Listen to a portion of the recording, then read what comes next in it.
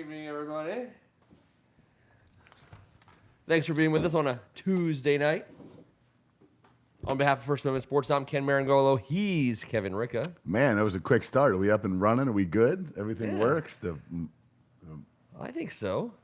The molding? The crown molding looks good? I think the crown molding is level. You know what we did? We took the crown molding out of the shot. Right. If we can't be level with the crown molding doesn't get in.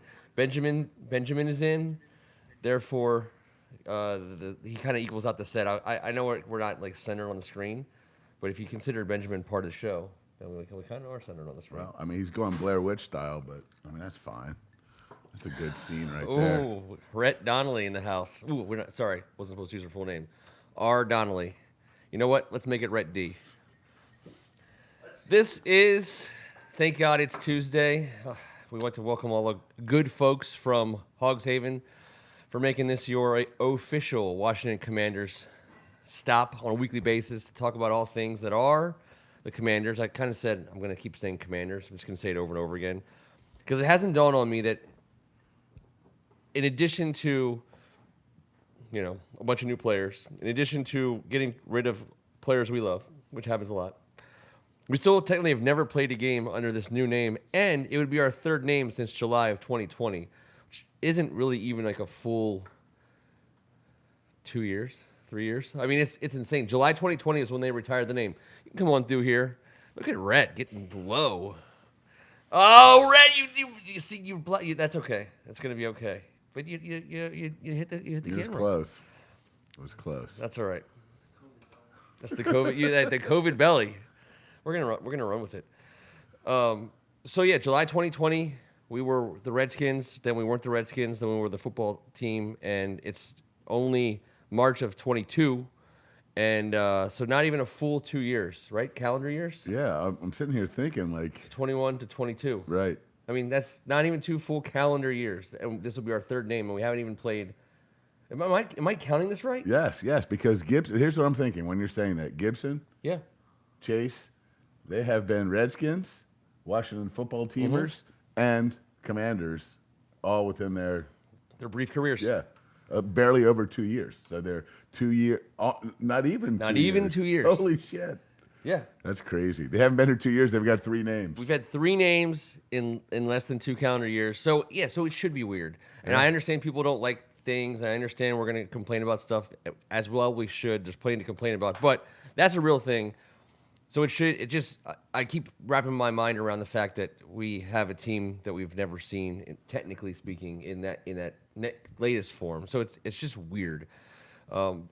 And we're in year 3 of a legit rebuild, which I think is exciting, except that we said we were going to do true and false tonight. So I got a bunch of true and falses. But I thought I would just lob like an opening one up because I want the board just to contribute some true and false ones as well. So, for example, true or false, Carson Wentz is the veteran quarterback Ron Rivera always wanted in year 3 of his rebuild with this team. Always wanted? Envisioned. Well, not quite as happy as he's making himself out to be. Well, it's either all or nothing. The press is either in love with the move or hates it. Or Twitter, everything else. I don't think he was the guy, but I think when he said for the past couple weeks he was getting that veteran. Yeah. Check that box. Size and stature in this conference. He talked about the ability to be elusive within the pocket. He talked about having the quickness to escape the pocket based on the NFC East. He was talking about the Eagles' defensive line, talking about the Cowboys' speed. So he wanted someone with some athleticism. And we know damn well that Antonio Gibson is certainly going to benefit from this rocket that he's got for a right arm. You cannot just creep up on this defense and pin Antonio Gibson down. I think this is the year. He has the year many thought that he would have last year, and I think that's a big deal. I think everyone talks about having the best running back, and I'm telling you, Taylor might be the Colts in the league. But I know he was very upset to see Carson Wentz go because that big live arm certainly helped him out, keeping 8 out of the box. So that is something that we have going for us. And so I don't know if it was him, specifically Carson Wentz, Bible-toting Midwesterner. Yep. I don't think he had all thought out, but I think 6'5", good locker room guy in his mind, Depending on who you ask on Twitter, that goes both ways. But a lot of the guys that meant something to me, a lot of the guys that surrounded him, running backs, wide receivers, and O linemen, have all stepped up for the guy. I think a 6'5", 240-pound guy that can take a hit, who's got some athleticism and a howitzer. I think that's the guy that he wanted. I think there's some stuff in here that goes along with it. I love everything you're saying, obviously. I mean, well, I'm just saying, that's the guy he wanted. Not the guy with some of the baggage that he's bringing, with two disgruntled locker rooms in the last 2 years, depending on who you ask. You know, I will say false only because I think he was really hoping to have a team that one of the upper end guys would want to come to, and we're not that team yet. And so therefore, I'd say that's where the disappointment is. But I also think that he is. I know a lot of all the ways things have shaken out, including Tom Brady staying with Tampa Bay and Matt Ryan getting traded and Deshaun Watson moving and all this other stuff around us. I don't think that this is a terrible outcome for Washington at all. So I think it's a very reasonable. It's nothing to. It's reasonable. It's nothing to just go outside and start hooting and hollering about. It's nothing to get all pissed about. I think it's a reasonable scenario for us. I can't imagine any true fans would have thought that within reason. I allowed myself to think, not about Rodgers, but I really allowed myself to think maybe Russ. Yeah. I don't know, a little local tie. I was with you there. Yeah, the John Allen stuff got me a little bit, and the local ties in Richmond and wearing the old jersey and whatever. But to be fair, no one's coming in here. No free agent was like, you know what? Let me head my ass on over to Landover, hang out with Daniel Snyder. No, never mind. That's an afterthought, man. Are we better off at quarterback than we were a year ago? Are we? How about this? True or false? We're better off at quarterback now than we were a year ago. Well, I think that's a resounding true, and hear me out. Heading into last year, Ryan Fitzpatrick got every single rep. Mm-hmm. We signed him. He got the reps. He came in as the one guy. At first, we had a little noise about they're going to compete for it. Then it was just Fitz getting all the reps. All the way up until midway through the first quarter of the first game of the season. Taylor Heineke he started one playoff game for us based on necessity, and that was it. So he had gotten no reps. The previous year was a COVID year that he was the fourth or fifth quarterback option. His experience that he got last year as a starter, as our backup, is tremendous. And having a guy like Carson Wentz, the veteran, that big old arm is going to help. He doesn't throw picks. He makes some awkward decisions at times. But, yes, our quarterback room certainly is better than it was last season. That's true. I'm going to say true also. I love Fitzpatrick. I love the idea of him. I also think he was like a guy that we kind of wanted because of a variety of weird reasons, and we got him. But Taylor Heineke is a year better. Taylor Heineke isn't the same guy who was backing up Ryan Fitzpatrick last year. 15 starts better. Yeah. Therefore, we are. I think Taylor Heineke is the reason why we're better. I'm sorry I had to take Benjamin out of the shot. Everything is off today. I'm sorry, everybody. We're just gonna get it right. True or false? My basement is not level. I think that's true. True or false? Our linebacker production is certain to improve in 2022. Yes, true. Based on the unshined turd that we left in the middle on the 45-yard line at FedEx, that's still there, from what I understand. Our linebacker production is the only thing I can put my finger on for what happened to our defense last year. We couldn't cover anybody. Whatever. But Holcomb in a contract year is going to have a badass season. I got to think Holcomb had a badass season last year. Yeah, he was badass last season. He led the team in tackles by far. I think he had 142. I think the next best was in the 90s. I think he led the team in solo tackles. He was in the mid-80s. Next best was in the early 60s. I mean, Holcomb played his ass off last year. Jamin Davis is going to be a sophomore. Boy, does he need to take that sophomore jump. You can see the tools, you can see the athleticism, but they also taught him it wasn't sinking. Yeah, 3 different spots. Yeah, he got hit with a lot. So the freshman 15 hit him right in the noggin mentally. Let's see what happens. If that guy can start to play loose, play free, play downhill, play without thinking.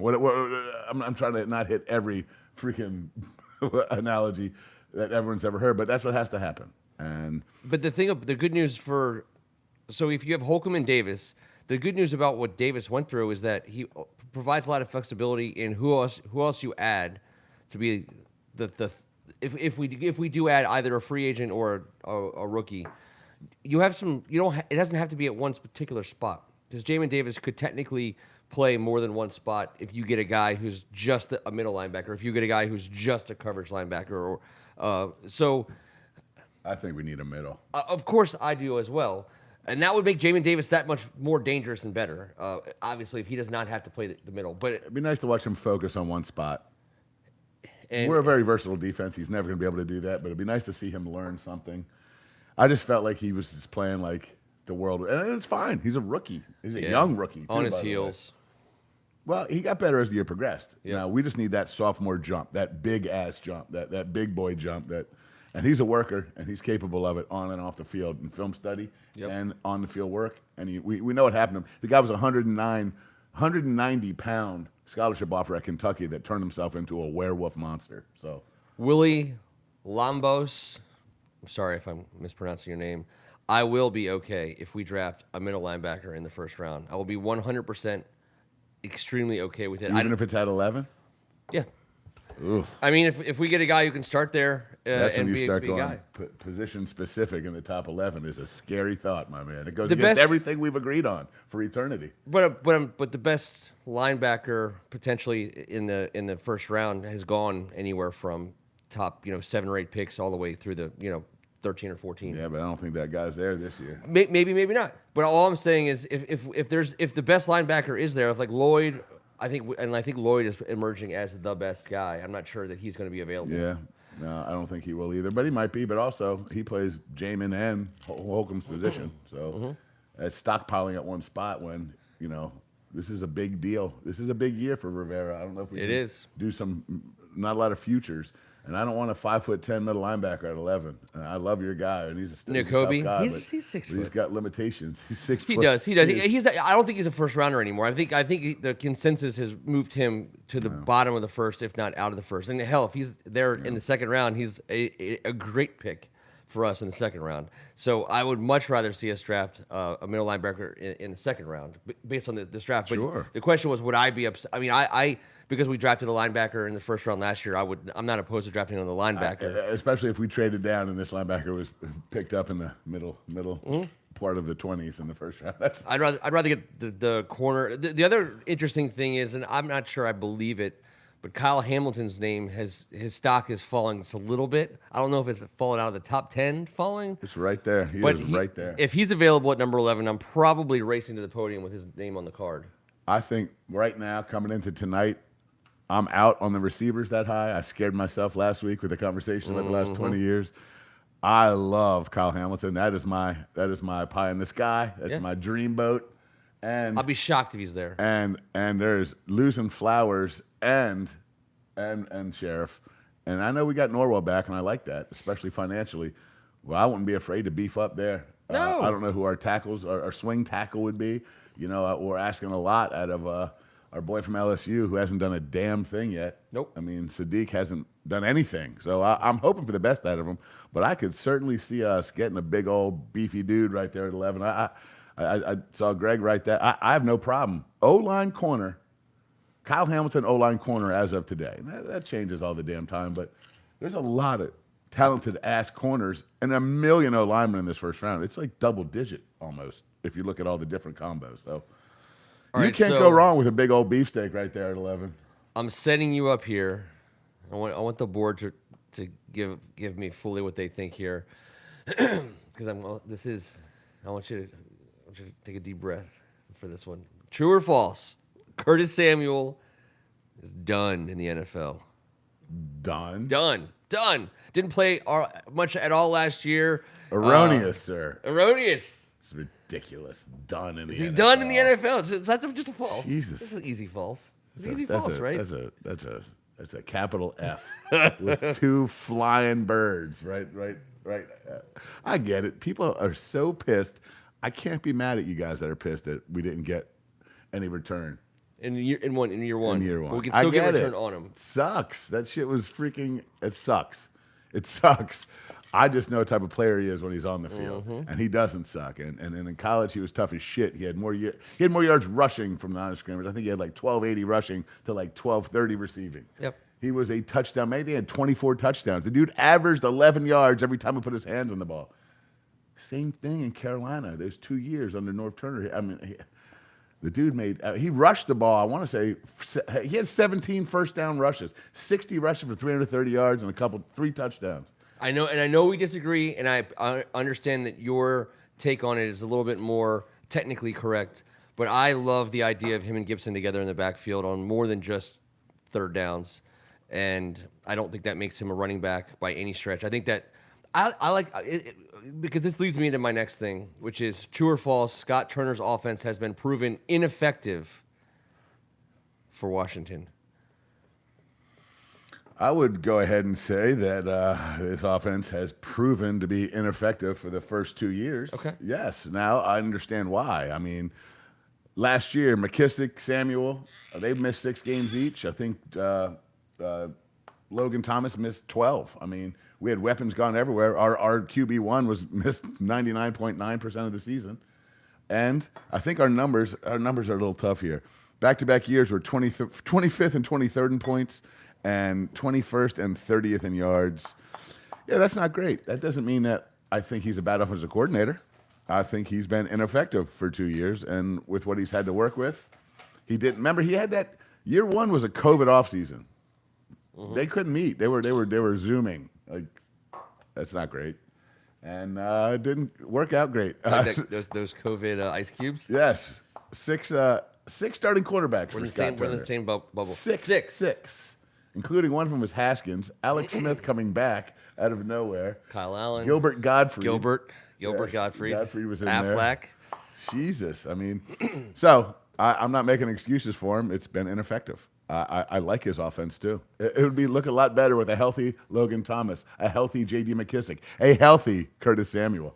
And no offense to Taylor Heineke, because I love him, we love him, but I think you put a little bit more mustard on the ball from a guy with a Carson Wentz can do. I think pulling the trigger on a couple of the throws that Scott Turner's offense needs delivered differently.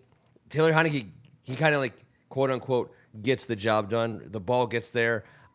He's fun to watch, and he belongs in the NFL. I think he's a starter somewhere. Falcons should be calling soon. Mariota's there. He got there quickly, but there's a he's difference. A homeboy. He grew up 40 miles away from there. You need Terry McLaurin, A, happy, and B, getting the ball on the run because he's always open. And for whatever reason, we've kind of run it into the ground. Heineke and McLaurin weren't on the same page. And no offensive coordinator's offense is going to be effective when your number one receiver isn't fully simpatico with the starting quarterback. Now, could they develop something in training camp this year? Maybe. But I guarantee you when you watch Carson Wentz throw the ball, you're going to notice the difference. And if you can notice it, you damn well guarantee that Terry McLaurin's going to notice it. And their safeties will notice it. And we will all notice that when they're not creeping downhill on first and second down. We're trying to avoid tendencies by doing some weird shit. And it's part of it. Part of our tendency breaking, and Norv was always into it. Self-scouting, getting away from what you do on first and second. Listen, you know when it was effective? When we were clicking. And that's easier said than done, obviously, and that's not my best analysis of my life. But point being, how about those time-eating drives when we were winning games? We went on that 4-5 win streak, and we were taking care of Tampa Bay. We were going on the 14, 15, 11-minute 16, drives. Chewing up clock. 12 minutes. This is what keeps your defense fresh. This is how you win games late in the year. This is what the team is designed to do. And I understand we were not the level of quality of that team that could get that done.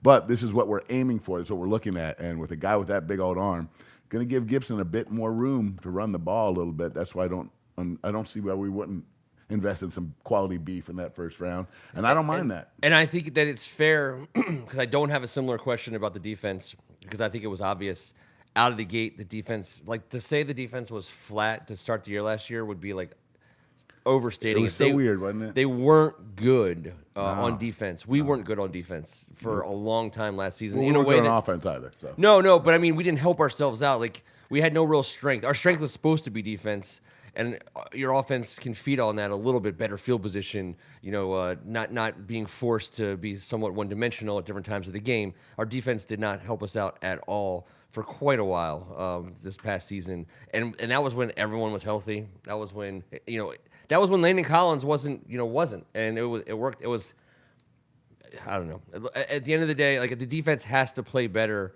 to help our offense out because our offense at this point in time is not supposed to be the strength of our team. It's supposed to be our defense. I don't think anyone else that started for us, aside from Fitz for 5 seconds, was a capable NFL starter anywhere else.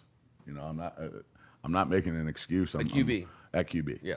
I'm just saying, you know, Heineke, I do believe that. But look, man, it's going to be a different looking offense with Curtis Samuel. That was the reason why we gave him $34.5 million over 3 years. The guy was the perfect fit to our offense. I was thrilled when we got him. I understand the frustration. I am pumped to see his resurgence. This is not a soft guy. This is not a me guy. This is a hardworking dude from Brooklyn. Everyone that is cool with him loves his work ethic. He's not the type of guy that's, no, we've been burned in the past by the guy that signs the big bucks. It's not him. Nope. Let's be open-minded about this guy. When he comes back, he loves ball. He's a competitor, and he's a tough nut, man. We're going to see him do good things if he's healthy, and God dang, I hope it is. I think he'll be healthy because he didn't play almost any football last year, so he better be healthy. He should be fresh, if He should be anything. really, really, really fresh. So, and I don't know. There's not going to be any told you so's. He's been doing it his whole life.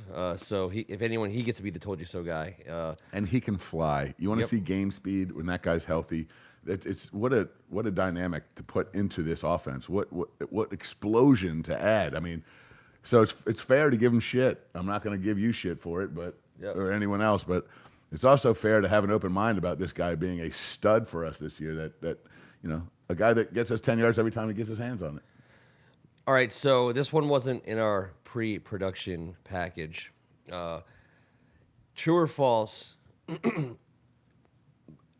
just because today was his pro day, Malik Willis's pro day made you think for 1 second, maybe we should think about this guy? I think we should certainly think about him. Oh, shit, we I didn't. mean, did you see anything that was like, all right? I mean, I watched it. I watched the coverage of it. I watched the highlights of it. I watched all the talking heads talk about it. But like eye test, you got good eyes. He's thick. He's a 6-footer, so he's not super tall, but he's thick. He supposedly runs a 4.37. And when they asked him, did you see why he wouldn't run for them? He just was like, I'm fast. If you think I'm fast and I run fast, then I really didn't prove anything. He goes, but I'm fast. He would be one of the top 3, they say, maybe top 4 most athletic quarterbacks in the league on day one, which I get weird about because I need to be stopped. I love that. I want that, but I also know that doesn't always make it to wins and losses. But the 65-yard bomb that he threw on the run kind of took my breath away a little. The one thing that I didn't change my opinion, I already know he's freakishly talented. What he did at senior week, when your teammates are like, damn, like when the dudes from the Power 5 show up, and he's from Liberty, and granted he came from Auburn, but and he's shocking all of them, and they're like, he's running right as fast as he can, throwing it across his body, 60 yards on the line. I just know he's not ready to play right now. And I don't know. Does Ron Rivera feel confident enough in his future? Like, I keep asking myself this. Because he's not Cam. Cam was huge. He's about a half foot shorter than Cam. No. And that's, you don't mind a guy that's that height if he's extremely accurate. And right now he is not. Nope. He's got a cannon. He's got all of the tools, but he's, you know, you got to show it. And Jake Goudreau, Marty Herney was there. We know that Marty Herney was in the house and standing up close. Irresponsible not to be there. Yep. You're talking about a guy that could be your quarterback of the future. What are you going to just pretend just because we got a 1 year fix it possibly that the Band-Aid that we just unwrapped is going to last more than 1 year? We don't know. Well, then that leads me to ask you this: the Commanders' 2023 quarterback, true or false? The Commanders' 2023 quarterback will be on the roster this season. Well, I'm going to say that is true because I'm going to go ahead and say Carson Wentz is going to be part of a turnaround here. I'm going to be optimistic about this. I'm not going to say it's going to be because of him. It's going to be because of he's a cog in it. I think Ron Rivera gets this team up and running. I think we have a playoff scenario, and that allows us to bring him back for 1 more year with the possibility of bringing him back for 1 more year to be the bridge to Caleb Williams. You know that the signing of Carson Wentz is the one thing, it's the one time that I've said we now have hope to get our local homeboy and bring him into the Burgundy and Gold fold. Not if Carson wins. Yeah, but so year 3, Carson would be a great guy to have at the helm. or not as we go in there. No, we'd have to go up and get. We'd have to go up and We'd have figure to go out. up and get Oh him. yeah, we have to go up and get him. We no, can't we got to go get him. I'm going to say Yeah, false. yeah. I'm going to say Yeah, false. yeah. I'm going to be the guy that says false only because I feel like That means it's going to go wrong this year. That means we're in for some shit. no. I see. I think the way it can go right is we got Carson Wentz for the 1 year Band-Aid.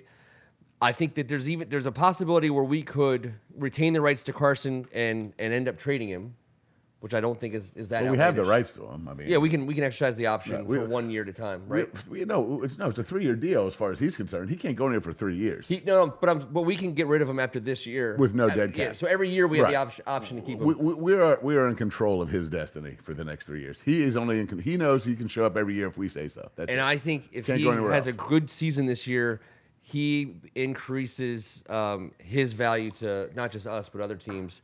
I think that our quarterback is not going to be on the roster this season. I don't think it's Carson or Taylor Heineke, and I also don't think we're drafting a quarterback, whether it be Pickett or Malik Willis or Matt Corral or anyone. I think our first We're two just picks, going to go P for K. It's we're just going to P for K? Yes, or K for P. We're just going to punt. We're going to punt passes to Terry McLaurin. We don't need a quarterback. It's not going to be Heineke. It's not going to be a draft pick. Nope. It's not going to be Wentz. You think a free agent's coming here? Well, that depends on how we do the season. That depends on how good Curtis Samuel and Terry McLaurin look with Carson Wentz. Because some quarterback, let's say Carson Wentz has a good year. Let's say he goes like 4,300 yards, 25 to 30 touchdowns, 15 interceptions. A good year.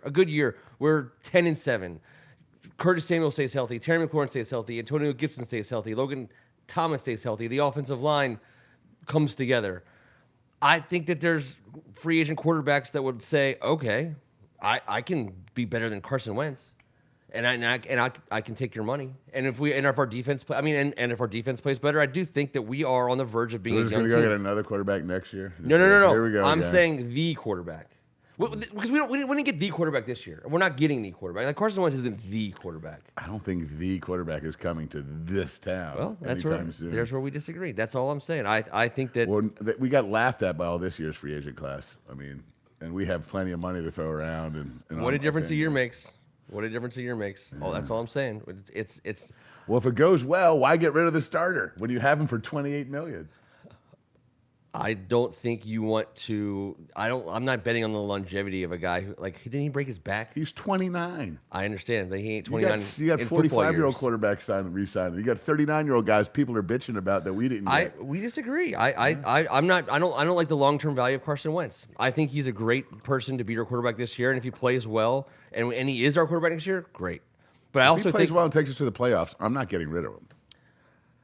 And restarting. But here's the thing: if we are a playoff team, but this is the whole thing. Because if we are that much improved in 2022, and we're a playoff team, and people are talking good things about us, then yeah, we could be an attractive destination for a free agent. And I think that the top end quarterbacks who may or may not be on the move look at the rest of the league and they look and see where they could end up. They see every job as theirs, and I don't disagree with you that Except right for now. the one in Landover. Well, no, that's a today thing. You just painted a picture where we're a playoff team and we just made a big time leap from 1 year to the next. I don't think it's a big time leap. I think it's a couple games heading towards a guy that. What if the guy? So you're totally throwing out though his presence in the locker room, and if that works, we're just talking about on the field stuff. What if he becomes a cog in this culture that we're trying to build, and everyone adores him? Then we just get rid of him next year and start all over again. It just doesn't make any sense to me. I'm just saying that's my opinion. Well, but that's not my opinion. I'm not saying if he becomes the best player ever, then yeah, we'll keep him. No, I said a cog. I didn't he say becomes the man. I think that there's a situation where we don't have any money, so that's gonna be tough with all the guys we got to sign. There's a situation where if we're vastly improved, someone would look and want to be here. Someone, that landscape changes in the NFL at least every year, if not every 2 years. I understand that it's a hard picture to see from the position that we're sitting in now, but it's also, to me, it's believing in Ron Rivera. But if Ron Rivera is also a veteran head coach, he's probably less likely to dump a guy who just did great things for his team. I'll grant you that. But I'll also say that if we become the bell at the ball somehow miraculously, and we get the chance to get a guy on a 3 or 4 year deal that's 26, 27 years old and wants to be here, who is a step up from Carson Wentz, I do think that we would make that Are move. you creating this guy in Madden? Hey, we're talking about a year. know, I'm We, just we, saying, we, who would this we might have a possibly different be? team name by then. I mean, we're on a third team name. We haven't played 3 full seasons of football. I think you're playing some fantasy football here. I like that. If we're talking about, I'm just saying. Yeah, We're I think talking it's all about- fantasy. If we're talking about Rivera and culture and quarterback and captainness and leadership and blah, blah, I don't think you just take that guy and rotate him every year. That's all. I don't think the plan is to want that. I'm saying the plan is to want to be a place that people want to play. And if you're successful in building that place, then you are at least open to bringing in a guy. I think that's the NFL has shown itself to be a place where if there's 2 or 3 guys available every offseason, then and they can be had, then you put your chips up and see if you can get them. If there's an upgrade over Carson Wentz, I'm going to make a move for him.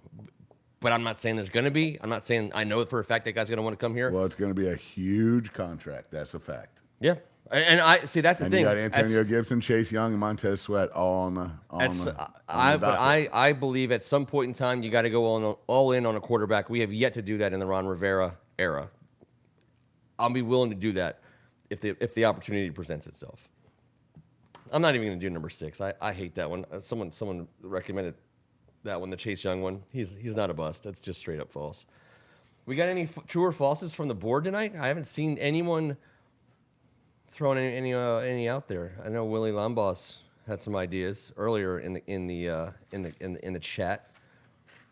Manner of speaking, OL in the first round at number. The only problem with OL in the first round is we're going to get like the 5th or 6th best offensive lineman at number 11. Well, there's a dozen of them, so Yeah. I don't think it matters. If we can get the best corner, I'd rather take the best corner over the 5th or 6th offensive lineman. You see 5th or 6th offensive lineman, but there's some superstars. Mm-hmm. It is a hugely deep class, especially in the top. Get you one. I think you can get one. I think you can get one of 10 in the first round. The first 3 are monster, massive, high end, of course. Yep. But I think you get a starter, and that's the only issue. We need a starter. Yep. And Well, I mean, shit. I love Tyler Linderbaum, but he plays center, but he's supposed to be a generational talent. In the middle of your offensive line, you have Chase Rouillet, who the team likes. Would you be willing? I'm not taking a center there. You would not take a No center there. chance. Okay. Well, not this year. Ryan Kelly was a stud. I loved Ryan Kelly. And there's he guys didn't out go there- 11. I think he went No, like 16 or 17. Yeah, he was right there before Yeah. Allen, right? Or no, it was the year before. He went Payne. right before. Yeah, I don't know. It was Payne, one of I those think. two. But no, I would get a big old mauler if we had to. And I don't mind getting a corner. It's just the corners are all there's a bunch of guys. And you know what? I want to see what happens with Ben St. Juste. And I don't know if that puts him on the sidelines. So we'll see. AGH says Rouillet can play guard. He can. I don't know if that's where you want him playing, but he can play guard. I think he has played guard for us. Yeah, For well, true or Larson false, and they will Ismail, franchise they all tag do. Terry McLaurin. I think that's true. I know they're going to try to sign him long term, and I'd love to see him sign up to a long term deal, but I do think that's going to be a franchise tag. He's going to have to play. I think he's going to have to play 1 year on the tag. I said it's going to be very interesting this summer to see if he decides to come on board long term. He'll have that Carson Wentz conversation. He's going to say, all right, well, what's the deal here? What are we looking at? I'm not signing up for this different quarterback carousel. I've done it. I've already done it with a bunch of turds, too. Yeah, So, they'll franchise tag Terry. I think he's going to have to play a year on the tag. New stadium in the middle of nowhere, true or false? So I was driving up 395 yesterday from Williamsburg, passed through Dale City. I was a full hour away. Full hour away. Now, some little bit of traffic. It was like 3 o'clock in the afternoon. 3 o'clock in the afternoon on a Monday, and I was a little over an hour away as I passed the Dale City exit. That was frightening because I saw that sign, and I was like, oh, wow. that's not great. I hope that's not true. I hope that's not ultimately where it ends up. I know the news today was Mayor Bowser was having more difficulty because they got to do the whole, financing around RFK Stadium, and it's just a disaster, as everything about this is going to ultimately be. And I don't know who's being held hostage. Is D.C. being held hostage for a better deal in Virginia? Is Virginia being held hostage for a better deal in D.C.? I have no idea anymore. And I don't even know if they'll do anything before they sell the team, which is obviously happening. So who knows? I have no clue. But then the over under is over under one home game you'll attend next year. Let's say 1.5. The over under is 1.5. That means you're going to have to make the playoffs, and I'm going to have to go to a game. I'm going to say I'm going to take the under. So you're going to go to one game? I'm not that person that's like, I will never attend. Yeah, me neither. I haven't been inspired, I would say. And now that my son's super into it, I think that this would be a year that would be pretty cool. And just tough to take your kid to a home stadium filled with the other team's fans and try and explain the legacy that was. And well, they will always be the Redskins, as John Riggins said. And now we move forward with these Commanders and see what happens. So I know this: if the shit is in Dale City, it's going to be a hard sell. It is going to be 0 and 00. TS in the roulette wheel. TS has got the under, but I also like you said franchise tag equals gone when able. I think that is technically the case in the league these days because you can't figure out a long-term deal. The players usually trying to make as much money as he can before moving on. But I was encouraged. Godwin was tagged by the Buccaneers, and they ended up working out a 3-year deal with him. I think there was another receiver, and I'm going to fail to recall who he is in the league, who also signed a franchise tag and then signed. They actually were able to lock him up.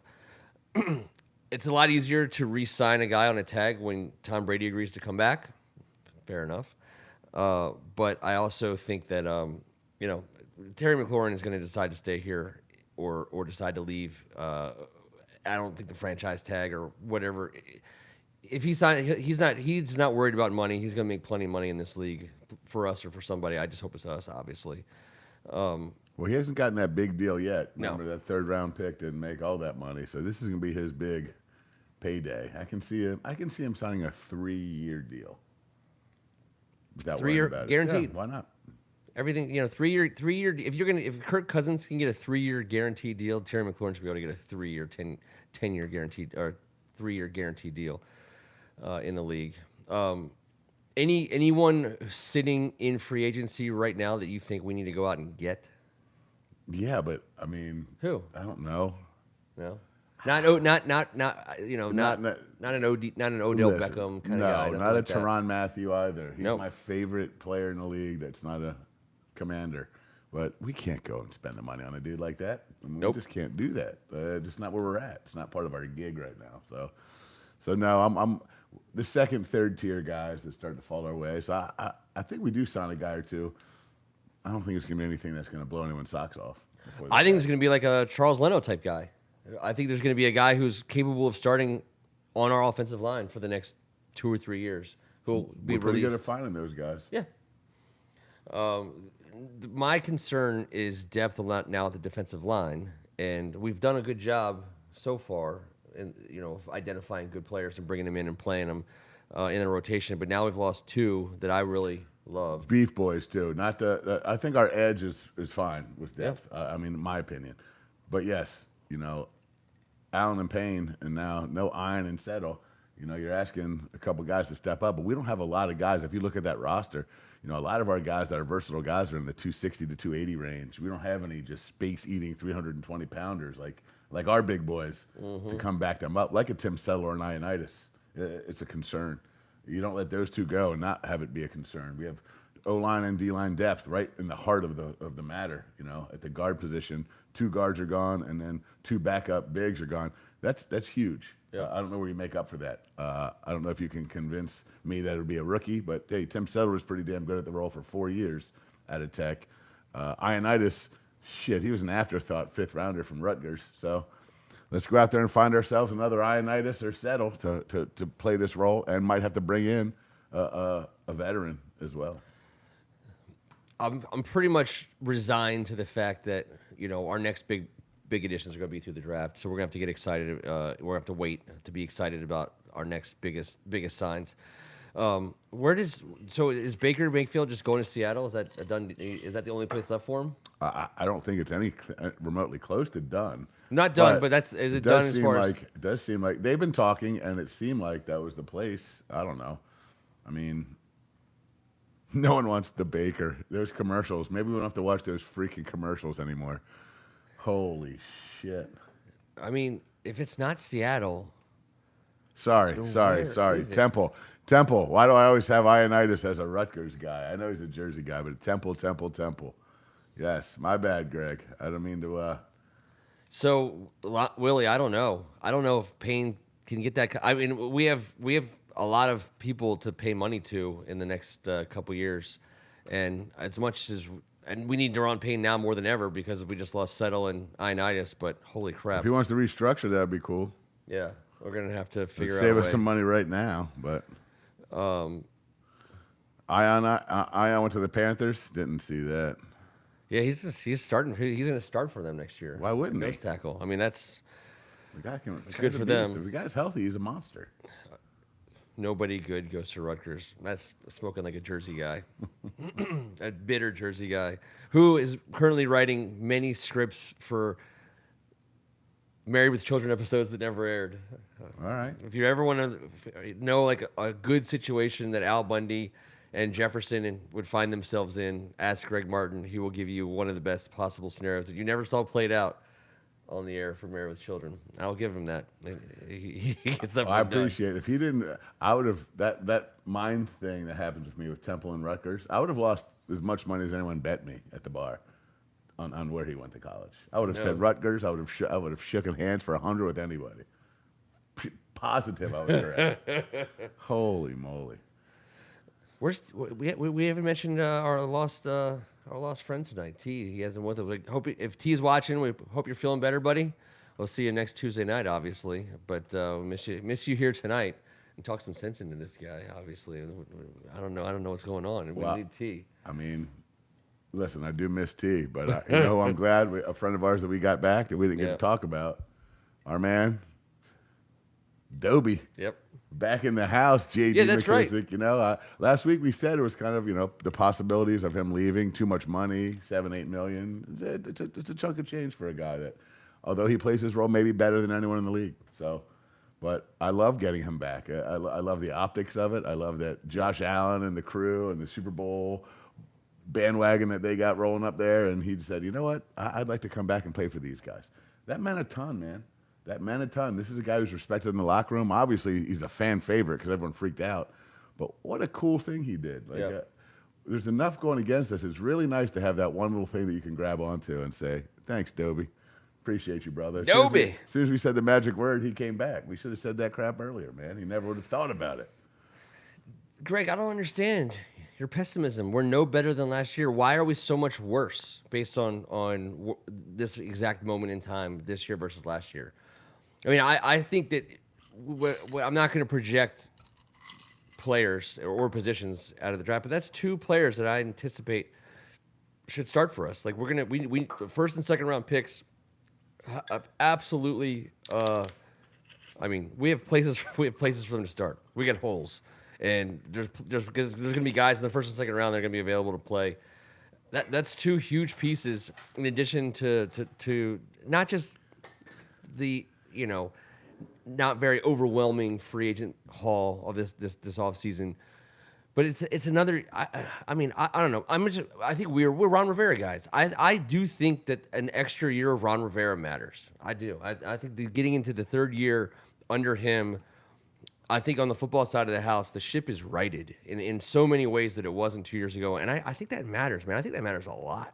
I think this is all semantics. Right now, we are in the early stages of the offseason. Yeah. Free agency, before the draft. This is the cool part. So right now, specifically today, with some of the losses we've incurred and some of the few signings we've got, a couple guys back, we've lost a few. Fine, you can say, let's let this offseason unfold. We haven't even drafted 5 new guys yet, 6 new guys yet. After the June 1st designations and all the cuts are made, there's going to be guys that we add to our roster when the new NFL season. Well, all of a sudden, the money becomes abundant. Landon Collins, Terry McLaurin might get his big deal. There's a whole lot of things that can happen. that would improve us. And I'm not saying re-signing Terry makes us better than last year. It doesn't. But what it does is shows that we're going to take care of the right guys in this franchise, and the culture is being righted, which will in turn allow other people to maybe more so embrace the free agent scenario that is Landover, or hopefully DC, and hopefully not Bumble F Virginia. So, but let's let it unfold. I think this roster, when all is said and done, heading into camp, is going to be far greater than it was last year in experience and within this system that Ron Rivera has had going on, man. He's only had one offseason, so let's see what happens this year. With QB1 in the fold, it's going to be interesting. Definitely the best quarterback Ron Rivera's had in Washington. Look, I love Heineken. I think he's a starter, so I don't want to sit here and act like I wasn't saying all this last year. I was. He gives us a different dynamic. If he can keep his head together, if he can not be an ego guy, if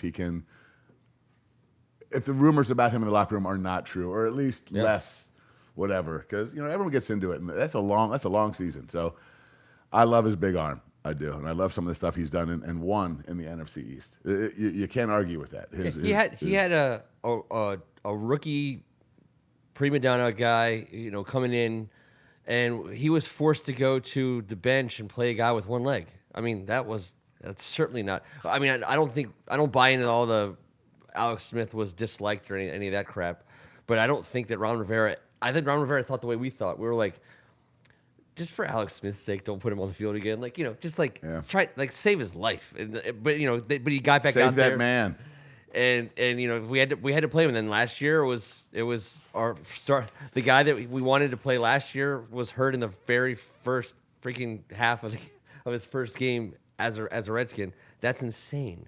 So I have to say Carson Wentz is definitely the most talented NFL veteran starter, at this stage of his career than anyone Ron Rivera's had here in Washington. Here in Washington, absolutely. Yeah. I don't think it's close. Without a doubt. And I get that. I get it. I understand that just the threat of the big arm. Just the threat of the big arm. Like that rookie Dwayne Haskins had a big arm, but he wasn't threatening anyone down the field yet.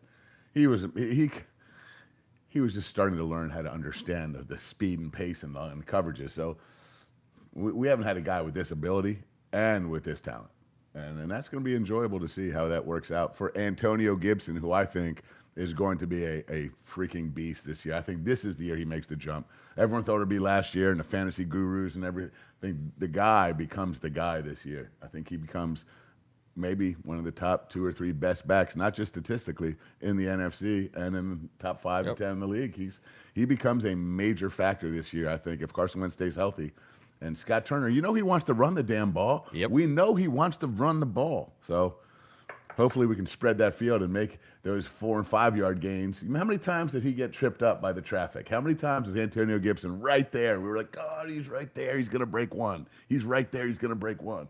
Well, it's easier to break one when those guys are spread out a little bit, and that field becomes more long than just wide. So, Eric Anderson, we had some Jameson Orange sitting over there on that table over there. Never to be effed I don't with know. again. It's tough. It's tough. Now, so upset with Jameson for this orange product. So this is year 7 of this podcast in the basement, and we've had many a bottle of whiskey, and we've tried, damn near all of them that are within price range. Nothing like too fancy. And there has been bottles that we opened, poured some, and we're like, no, thank you, and then put it aside. And then every once in a while, you find yourself on a Tuesday night, you get to the bottom of one bottle, and you're like, well, gonna have to go to it. I think Jameson Orange it's like a in case of emergency break glass type of situation, and it's gonna have to be an emergency, but that's probably the best chance that Jameson Orange has. I think. Yeah, in this basement. It's got as much chance as. It's like when you're in high school and you're reaching for a ball and you're like, okay, fine, or maybe college. I mean, whatever it is, but at this point, there'd be no reason. I can't. It's extremely. And it's 30%. It's more of like a cordial almost to me, but one that tastes like dump. You know what I mean? Like, just a shitty ass cordial. Yeah, well, it's got some shortcomings. It certainly has some shortcomings. Certainly does not live up to the Jameson name brand. Would be my first. We've basically tried everything they've offered. Everything that Jameson has sold on a shelf, we've tried it. I think that's probably pretty fair. Yeah. All over the Jameson Can't bottles. wait. We can't wait to try it. That's Yeah. why the orange popped up, and I was giddy when I brought it over here. Something new that says Jameson. We're like, done. Shit. Um, Can I just say this real quick? My Brick stat of the Skeller, week. Brick I have a Skeller, stat of the week. Tommy It's real Schmidt. quick. It's real quick. And I got my ass chapped about the Matt Ryan thing, so I just did a quick deep dive. 10 seconds, Ken. No, come on. 6 common opponents, 7 games. Matt Ryan and our guy Carson Wentz. Last year, as the starting quarterbacks for the Indianapolis Colts and the Atlanta Falcons, they played against 6 like teams, 7 games. Matt Ryan goes 3-4. Carson Wentz goes 5-2. Their completions to yards percentage is the exact same. Carson, 12 teeters and 4 picks. Matt Ryan, 8 touchdowns, 7 picks. Let's stop messing around. This guy's 10 years older. He got what he got. We got what we got. If you're freaking in the desert and you need water badly, and there's a mirage that says He's $1, the Jameson Orange of quarterbacks. He is. Matt Ryan is the There you Jameson go. Orange of There you go. quarterbacks. Let me just ask you: if you're walking through the desert and your $5 water is right here, $5 for a sip of water, and it's free in the mirage, what are you doing? You're coughing up that 5. like, here you go. It's time to live. And guess what? I don't give a shit what the other guy does. Because that's him and his journey through the desert trying to find water. Yeah, I got my We water. have been in this desert for freaking 20 years. Yeah. We need that water. And guess what? We didn't ever spend it. So who cares? But just keep it clear. just $5. The recency bias is far better. The guy's a better player. The guy, whatever. Can we just end that? I just had to go through that. I saw it coming out of everywhere. And look, Matt Ryan's Matt Ryan. Great career, but he's on the down spiral. I love to hear Matt Ryan tell the story because Matt Ryan thinks he's got more football left. Like this is the beginning of a new chapter for him. I'm like, it's like the prologue at best. But the to answer your question, Willie, McKissick coming back only helps Gibson. McKissick is not going to challenge Gibson as a bell cow style back. He's not like with McKissick on the roster. Scott Turner, if he gets what he wants, Gibson gets the ball 25 times, and then we win. And McKissick still gets 8 catches and maybe 2 carries. I thought the most effective way of proving that point is last season. One of the coolest things was the beginning of the season, the first series we come out on offense, McKissick was lined up at running back, and we'd thrown the ball to him like 15 times, the week before, and 10 times the week before that, and the defense spread out, and we handed it off to McKissick on first down of the entire game, and he ran up the field for like 11 yards for a first down. I love McKissick makes defensive coordinators think 3 different ways. They think twice, and they have to think 3 and 4 times, and Gibson absolutely benefits from that because he's going to get his. And McKissick's not going to take any. He's only going to compliment Gibson, and I think I think that running back room. I think there's a reason. I think Gibson is part of the reason why McKissick wanted to come back. McKissick, when he was going to Buffalo, Devin Singletary is fine. I know they signed Duke Johnson this past week, who I like. But like Josh specialists. No.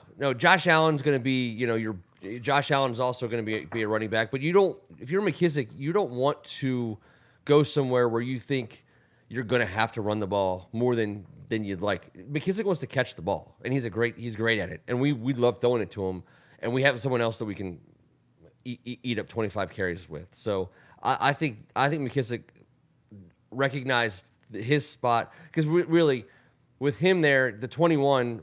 It's much better with McKissick and Gibson in the backfield. Obviously, I love Curtis Samuel in the backfield. It's nasty. It's tailor-made for McKissick and Gibson as both guys in the backfield, and that benefits both of those players. Especially with Logan Thomas out there. Yeah. And then you're talking about Samuel and McLaurin. Mm-hmm. And if De'Ami Brown can figure his ass out the sophomore year the same way Jamin Davis, because he had a similar disappointing rookie season, to be fair, with the expectations we had. Not for him to be a producer, but him to be just to be a confident playmaker at some level. And he's smart. He's a smart pass pro guy. He can fly. He's a veteran. He knows. Oh, you're talking about McKissick. Yeah. So I'm just saying. I was comparing the De'Ami Brown scenario. But if he can be the guy that stretches defense and helps out in the slot while Curtis Samuel helps out in that slot, because Humphreys is gone, and I know, don't chuckle at me, but people are high on Milne learning the intricacies of the slot position, but I can't imagine he's going to be the guy just yet. or here. But I think he's a guy that's a young project that we're developing. So it's going to be very interesting. And he apparently was in Humphrey's hip pocket all last season, learning all the ins and outs. And that'd be pretty cool if you can get some production from a guy like that, a 7th-round pick from BYU as a junior. I mean, come on, stuff like that. We need role players like that, but we need De'Ami Brown to figure his shit out. We need Curtis Samuel to be healthy, Logan Thomas to be healthy. These are a lot of ifs, huh? Well, the ifs started helping out when McKissick reported back to D.C. and said adios Buffalo. So that's good shit.